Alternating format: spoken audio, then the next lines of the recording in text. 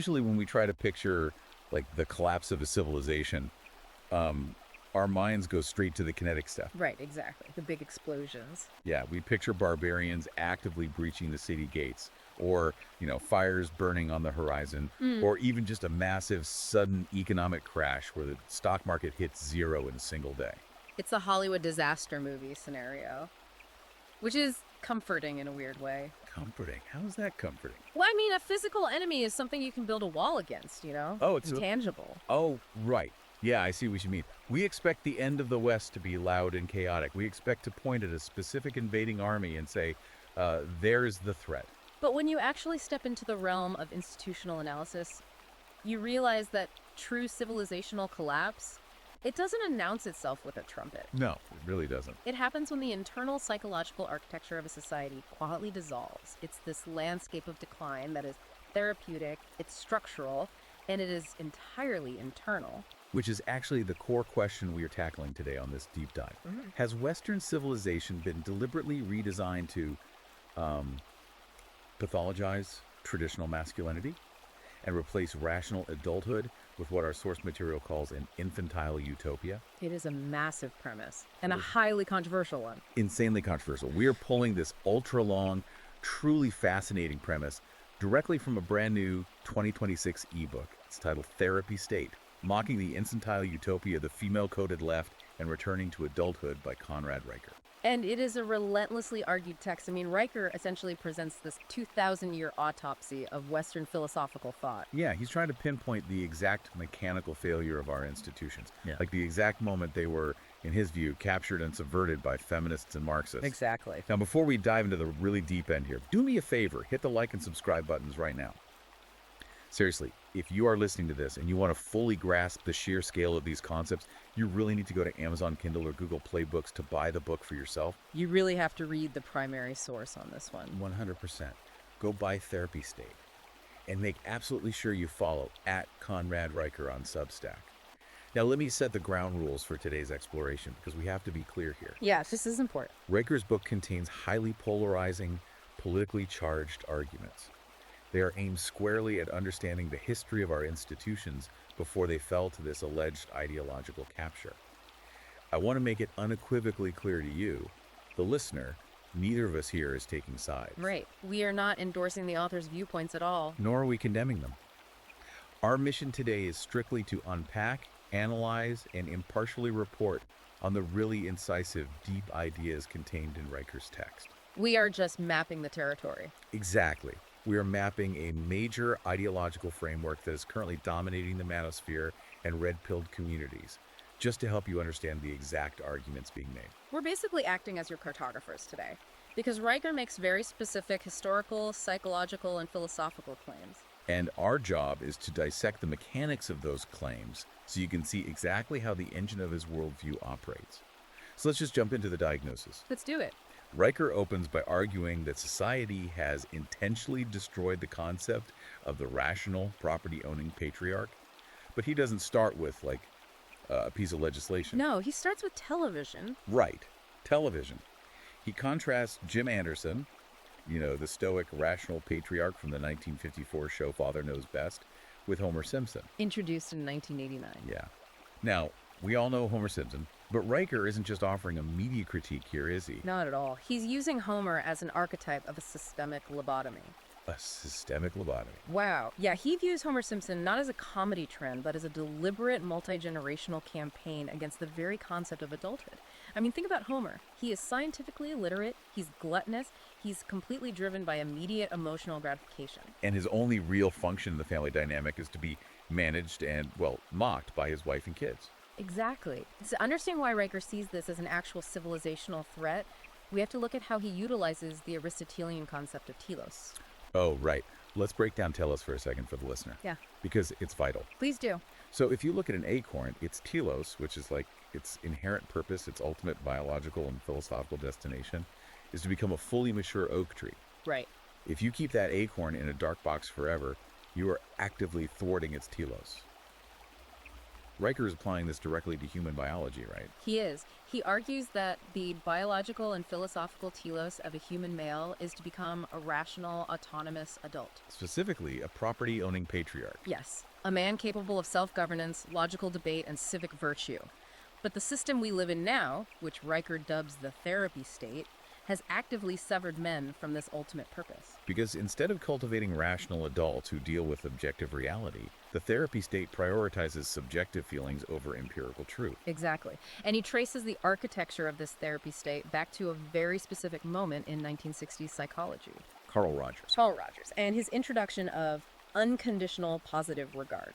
Which, if you've ever been to therapy, you've experienced this. It's the idea that the therapist must accept and validate the client no matter what they say or do. Right. Completely devoid of judgment. Yeah, that's the core of it. And in a clinical setting, if you're trying to build trust with a patient, you can totally see the utility of that. Sure. But Riker argues this clinical tool sort of leaked out of the office. It didn't just leak, it became a destructive cultural dogma. It mutated into an operational mandate for all of society. Riker claims that the broader societal apparatus like schools, universities, corporate HR departments, they all adopted this Rogerian concept. So society is now essentially demanded to validate all behavior. All behavior, no matter how irrational, destructive, or just plain contrary to empirical facts. Riker sees this as the exact historical inflection point, where the Enlightenment pursuit of objective truth was, well, sacrificed at the altar of perpetual emotional coddling. That is a harsh critique. But I look at, like, Lyndon B. Johnson's Great Society legislation in 1964 and 1965, which Riker actually points to as the legislative manifestation of this. Right, the political shift. Yeah, so Riker is essentially saying the government shifted from acting like a strict but fair father to an overprotective helicopter parent. That is exactly what he's saying. But explain why Riker believes this shift was deliberate rather than just an accidental cultural drift. Because there has to be a motive, right? It's about power and economics. If the government passes sweeping welfare legislation, effectively stepping into the role of the primary provider, they destroy the leverage of the traditional patriarch. Oh, wow. Because you can't heavily tax or control an autonomous, self-reliant man who provides for his own family. Precisely. But if you train citizens to rely on a maternal state for safety nets and emotional validation, you can farm the productive men for their labor while creating this permanent underclass of dependent voters. So the structural shift is undeniable under Riker's lens. A maternal state thrives on dependency, whereas the patriarchal model demands autonomy. By adopting unconditional positive regard at a state level, you replace masculine logic with a bureaucratic utopia. And obviously, if you are going to enforce a helicopter parent society, the rugged, independent traits of the traditional father suddenly become a direct threat to the system. Right. You have to change the rules of what is considered healthy behavior. Which leads directly into section 2 of our deep dive, the pathologization of masculinity. If you are listening to this from a corporate office, you know exactly what we are talking about here. Oh, absolutely. Riker takes furious, direct aim at the American Psychological Association's 2018 guidelines. The guidelines for psychological practice with boys and men. Yes. The APA formally labeled traditional masculinity as fundamentally harmful, and they defined it by traits like stoicism, competitiveness, dominance, and aggression. Riker doesn't just disagree with the APA here. He claims they are operating in a state of profound scientific illiteracy. He says they're actively waging war against human evolution. Right. Yeah. He anchors his whole counter-argument in the Greek concept of Andrea, which comes from Aristotle's Nicomachean Ethics. Andrea translates to courage or manliness.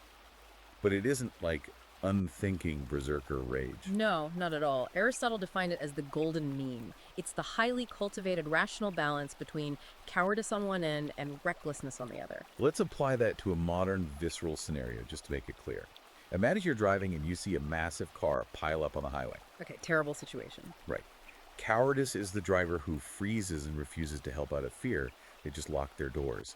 Recklessness is the guy who runs blindly into the flames without a plan and just becomes a second victim. And Andrea. Andrea is the trained paramedic, or, an off-duty soldier, who methodically assesses the danger, suppresses his own panic, and extracts the victims. It requires stoicism, it requires dominance over the chaotic environment, and a competitive drive against death itself. That's a perfect analogy. And Riker argues that the APA is pathologizing those exact evolutionary traits. The same traits that allowed early humans to survive absolute deprivation, hunt dangerous game, and literally build Western civilization.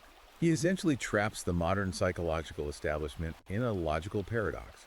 Because if the psychological traits that ensured the survival of the human species for millions of years are adaptive and natural, labeling them harmful is just an academic delusion. It's completely contradictory. And to hide this biological reality, Riker claims the left uses a very specific rhetorical sleight of hand when they use the phrase toxic masculinity. Ah, the Motte-Bailey fallacy. Yes, Riker leans heavily into this. If you aren't familiar with this, Motte-Bailey was a medieval castle system. The bailey was the productive, fertile courtyard down below where people lived and worked.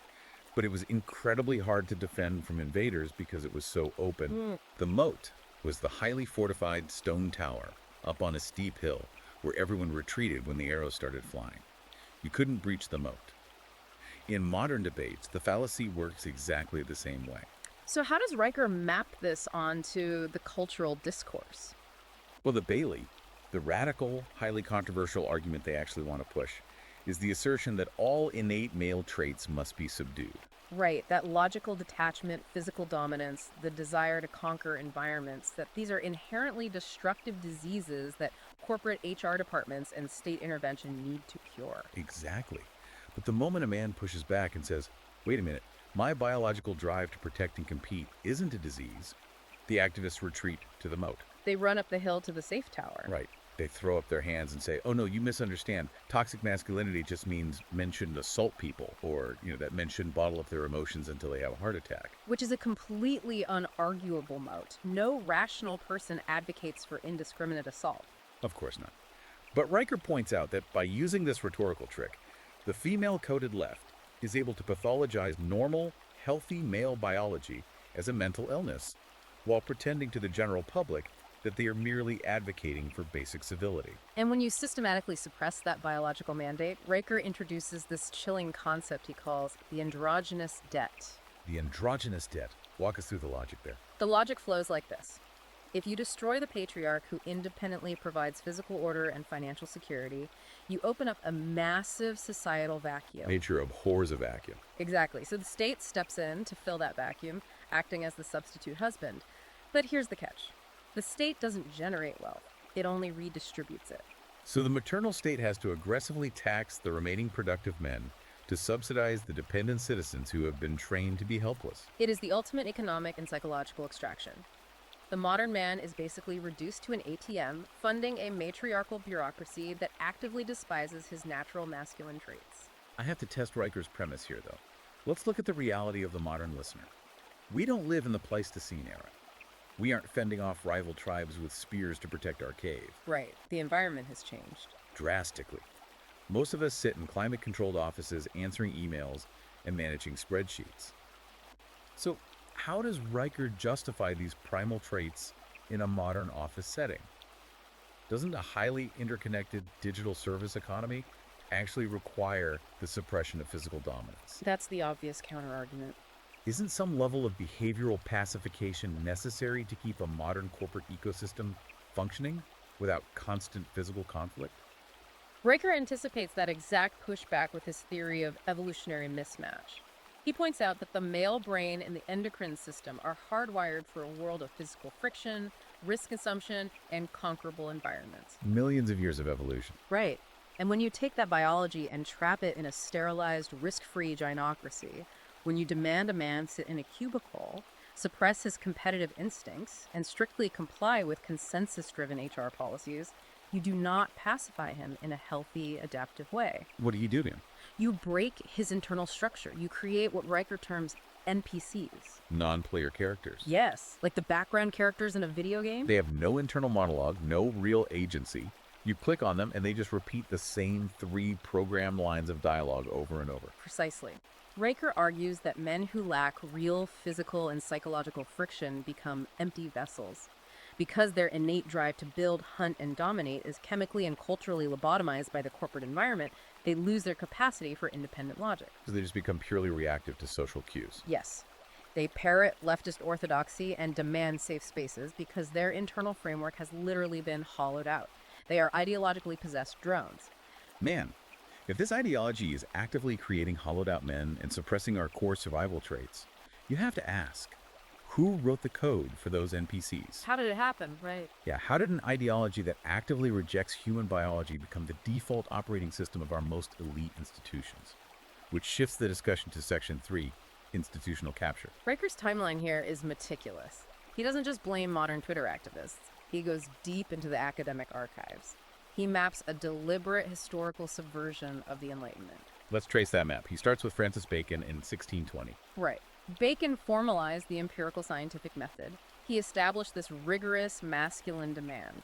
We evaluate the world through objective observation, hypothesis testing, and repeatable data. We do not accept reality based on emotional resonance or received authority. Exactly.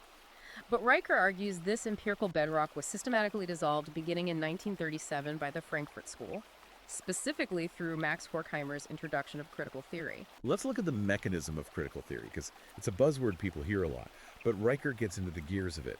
It wasn't designed as a tool to discover objective truth. No, in Riker's framework, critical theory is an ideological asset. An ideological asset. I like that phrasing.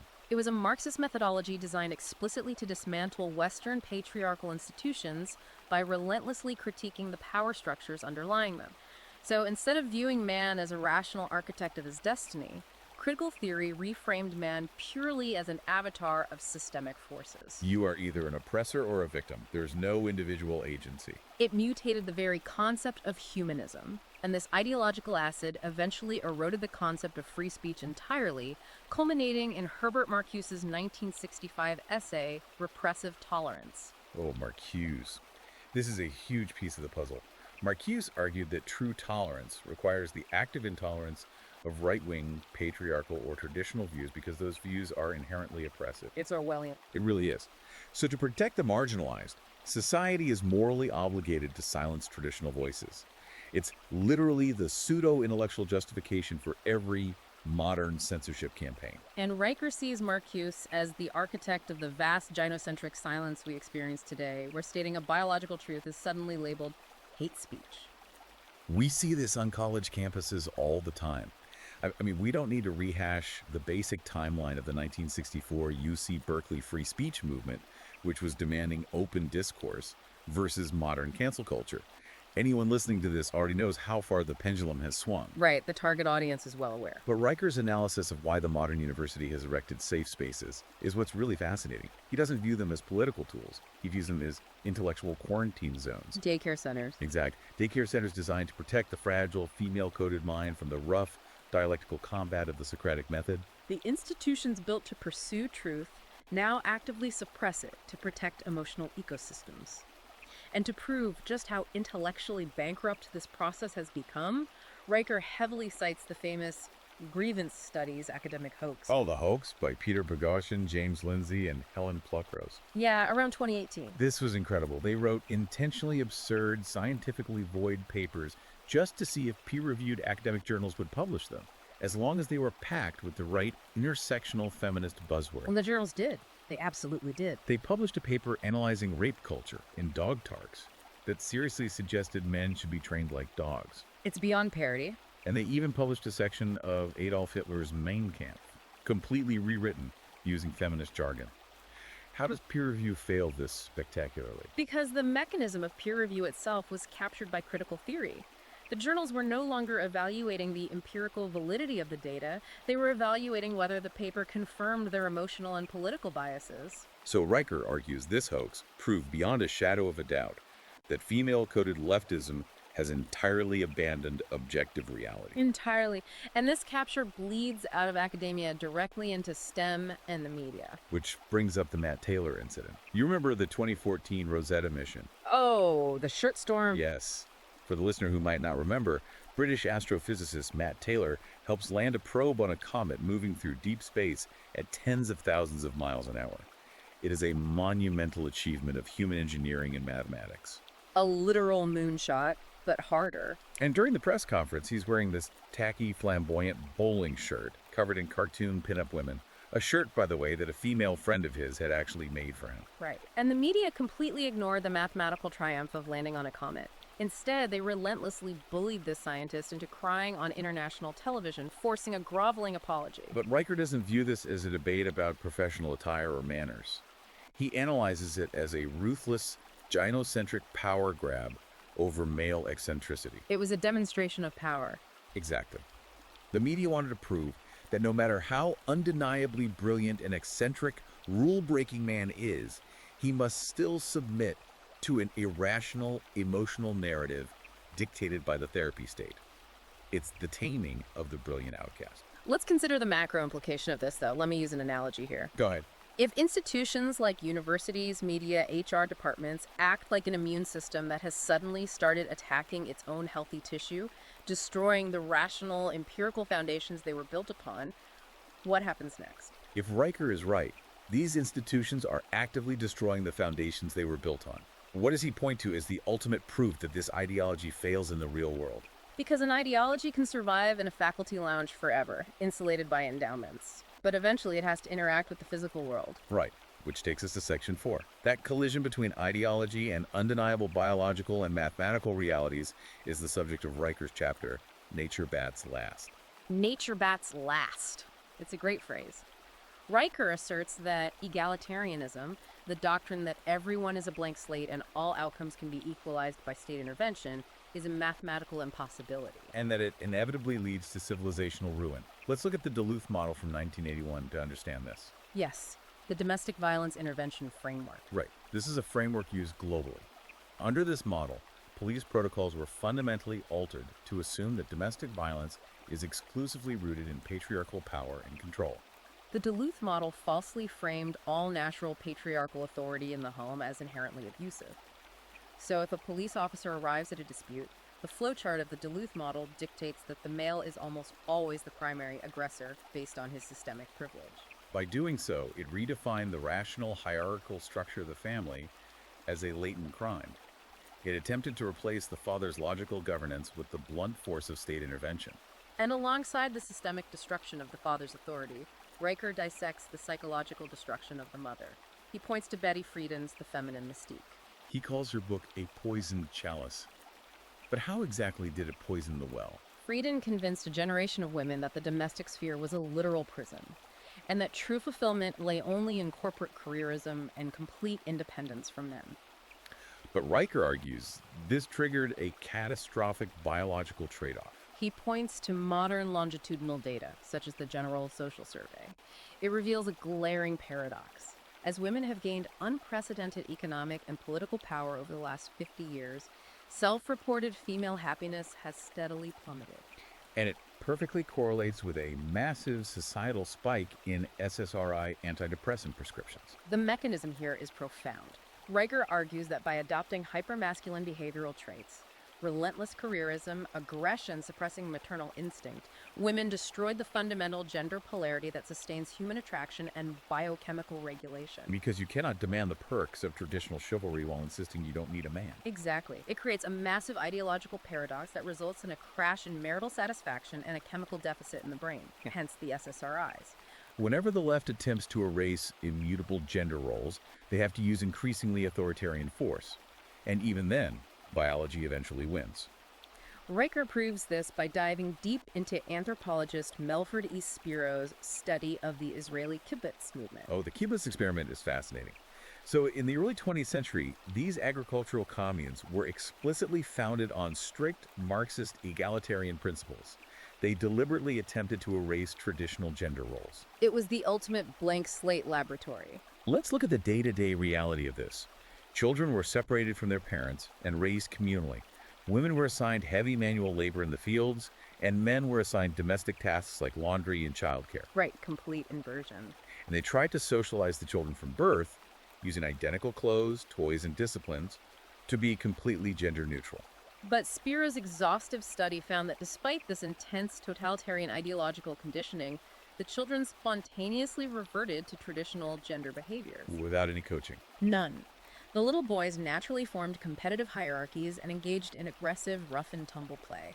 The little girls naturally gravitated toward nurturing behaviors, cooperative play, and domestic mimicking. Biology triumphed over leftist dogma. You just cannot unwrite millions of years of evolutionary code with a committee meeting. You really can't. But when the left encounters these undeniable biological truths, Riker points out they don't adjust their theories, they just double down on the absurdity. Which brings us to the modern ideological Ouroboros, the 2022 Will and Leah Thomas swimming controversy at the University of Pennsylvania. Riker views this as the ultimate hilarious example of the feminist establishment consuming its own illogical premises. You have a biological male dominating the women's swimming team. And the very same feminist establishment that spent decades dismantling the patriarchy and screaming about female empowerment was suddenly paralyzed. Because they had built an axiomatic framework claiming gender is just a social construct. So when a biological male enters their protected spaces and shatters their athletic records, they are trapped by their own ideological web. Riker says they were forced to smile through clenched teeth and applaud the destruction of their own achievements. They destroyed the logical definitions of male and female just to mock the patriarchal order, and now they have to watch men conquer their spaces while they are forbidden from objecting. It's wild. But I want to ask about Riker's dysgenic feedback loop, because this ties it all together economically. How does he connect government welfare to the biological decline of traditional male leadership? Let's use an ecological analogy here to explain it. Okay. Imagine a vibrant forest ecosystem. The keystone species, the wolves, keep the deer population in check, allowing the flora to thrive. The whole system runs on natural friction and balance. Makes sense. Now imagine a central authority introduces a massive state-funded predator that exclusively hunts the wolves while simultaneously dropping endless supplies of artificial food for the deer. The forest collapses. The dysgenic feedback loop operates the exact same way. Riker's economic argument is unyielding. Wealth generation requires long-term risk assumption and focus labor. That is a burden biologically and historically carried by men to attract mates and provision families. But when the state steps in as the primary provider, mailing checks to subsidize absolute irresponsibility, it severs the biological nod for the rational, providing male. Exactly. Why tolerate the discipline and demands of a patriarchal husband when the government acts as a bureaucratic sugar daddy? So the state taxes the rational, productive male leadership to subsidize and incentivize dependent, fatherless households. It actively penalizes the builders of civilization to fund the consumers of civilization. It is mathematical suicide. Okay, we have spent a long time in the dark here. I mean, Riker spends a massive portion of this book systematically tearing down the therapy state, the APA, the universities, the welfare system. But I have to ask, what is his positive vision? What does he want the listener to actually build in the ruins of this collapsing infrastructure? This is where we hit section 5, where Riker transitions from a diagnostician to an architect. He lays out a philosophical blueprint for rebuilding society. Rooted in what? Rooted in the classical inheritance that universities deliberately stopped teaching. The Greco-Roman tradition, Judeo-Christian ethics, and Enlightenment rationality. The contrast he draws between the Enlightenment and the French Revolution is pretty stark, right? Very.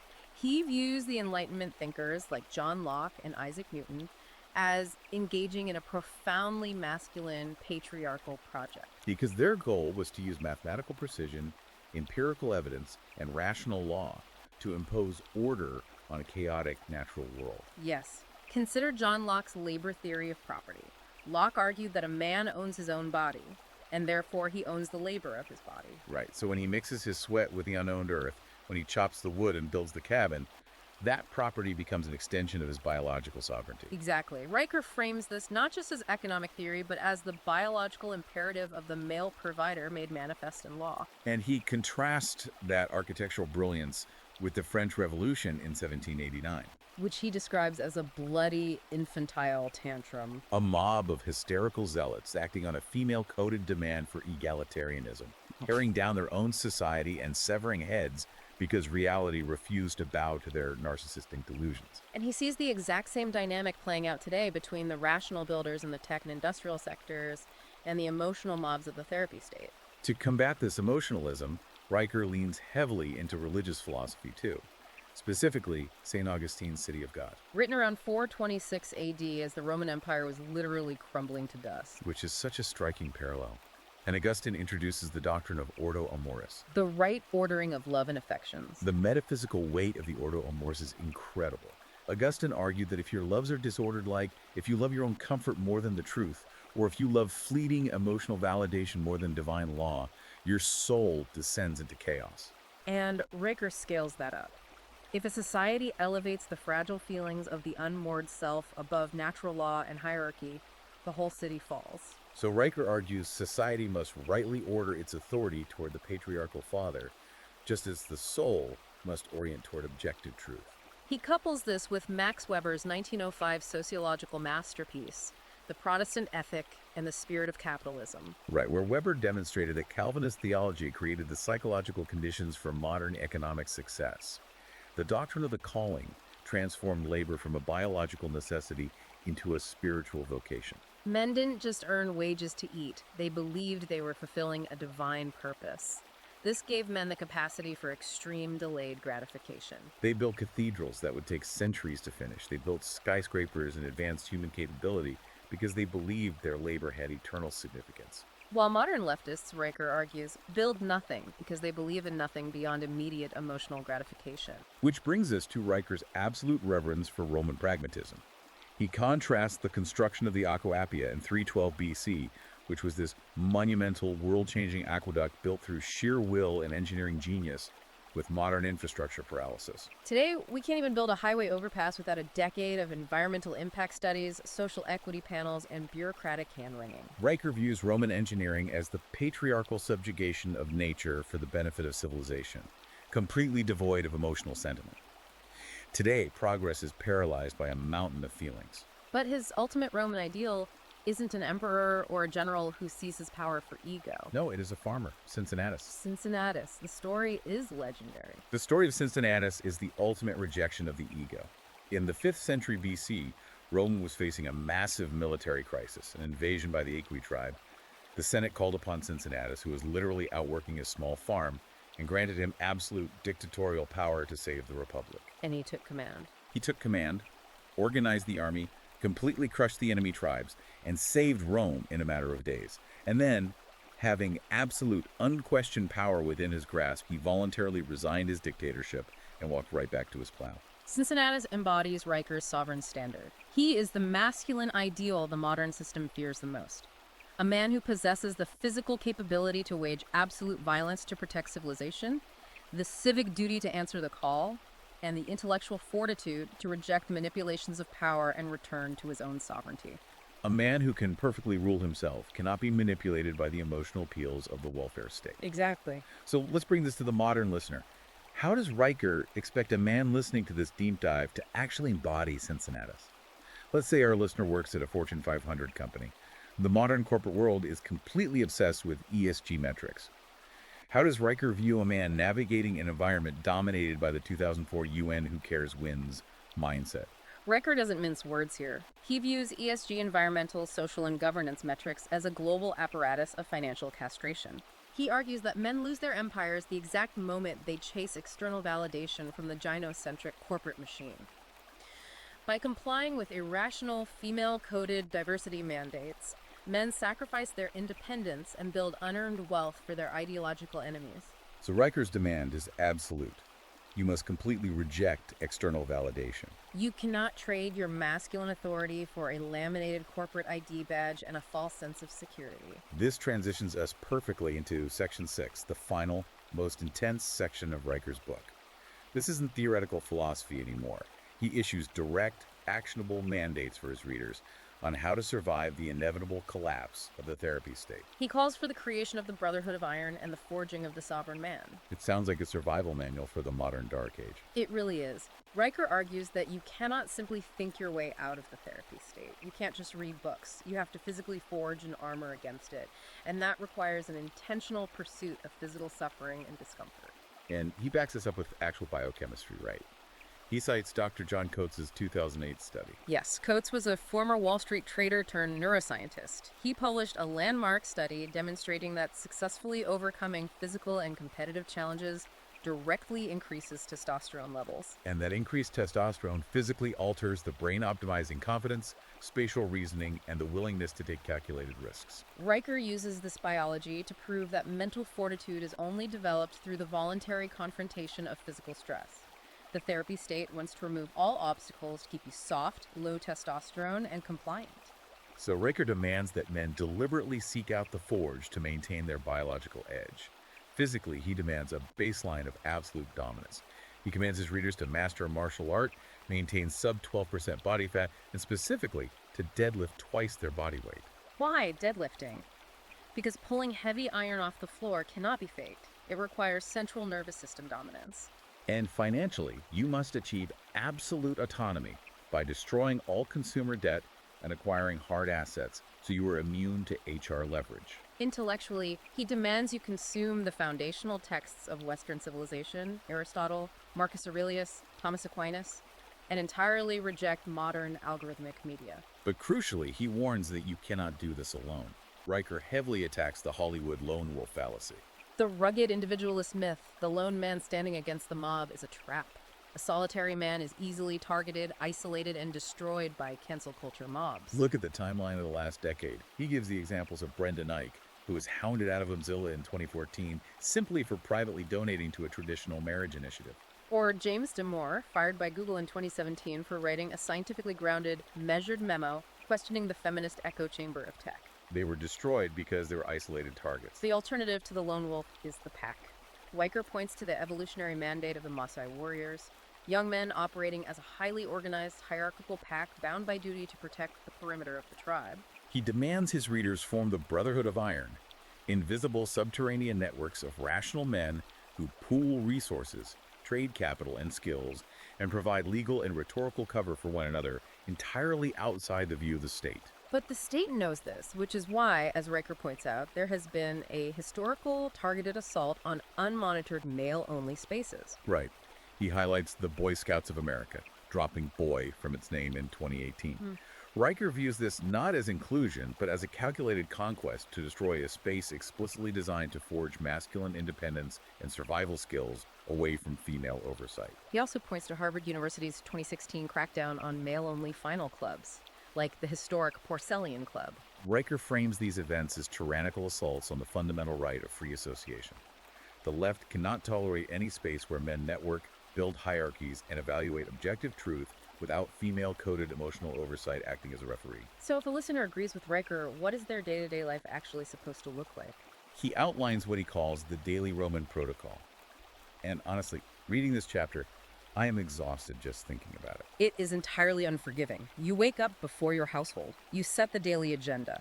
You govern your home's finances with the rigid discipline of a Roman consul, establishing a centralized treasury that you control to maintain the structural integrity of the patriarchal domain. You engage in intense, shared physical activities with your children to build a nonverbal hierarchical bond. But the most intense part is the evening. The self-audit. At the end of every day, Riker demands you stand before a mirror and conduct a ruthless self-audit. You ask yourself, did I bow to emotionalism today? Did I shrink myself to make an irrational leftist narrative comfortable? Did I apologize for my strength? If the answer is yes, you correct course the next morning. You don't view your life as a playground for leisure. You view it as a perpetual forge for patriarchal dominance. Your goal is not the modern, fleeting chemical idea of happiness. Your goal is Aristotle's eudaimonia, the objective state of rational activity and human flourishing through excellence. You build a domestic structure so rooted in natural law that the irrational reach of the female-coded left simply cannot penetrate its walls. Wow. We have taken you on a massive, intense journey today. We have unpacked Conrad Riker's blistering critique of the modern therapy state. We explored how the APA pathologized traditional masculinity. We traced the historical subversions of the Frankfurt School and critical theory. We analyzed the evolutionary mismatch, creating corporate NPCs.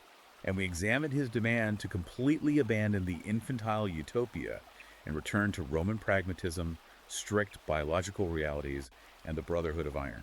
It is a worldview that demands absolute accountability and rejects the foundational premises of modern progressive society entirely. It frames the survival of the West as entirely dependent on men reclaiming their biological and philosophical mandate to lead, protect, and conquer. And as a reminder, we have conducted this deep dive as an objective, impartial exploration. We've mapped the territory of Riker's highly charged arguments so you can understand the exact mechanics of this specific red-pilled institutional critique without us taking sides or endorsing its claims. Just reporting the map. Exactly. But before we go, I want to leave you with one final provocative thought to mull over on your own. Riker argues forcefully that civilization relies absolutely on traditional, physical, patriarchal, masculine energy to maintain order and build infrastructure. He demands men deadlift twice their body weight and embody the Roman conqueror. Right. But as we move rapidly into an era of advanced AI, robotics, and automated systems that can build, maintain, and secure cities without requiring a single ounce of human muscle or physical aggression, will Riker's biological mandate remain a permanent truth of human nature? Or will the relentless march of technology eventually render the physical Roman conqueror archetype entirely obsolete? That is the defining question of the next century. Thank you for joining us on this intense deep dive. One last time, please hit the like and subscribe buttons right now. And most importantly, if you want to read the primary source material and explore these ultra-long, incisive, and fascinating arguments for yourself, you must check out Amazon Kindle or Google Play Books to buy Therapy State. And make absolutely sure you follow @ConradDreiker on Substack. Until next time, keep diving deep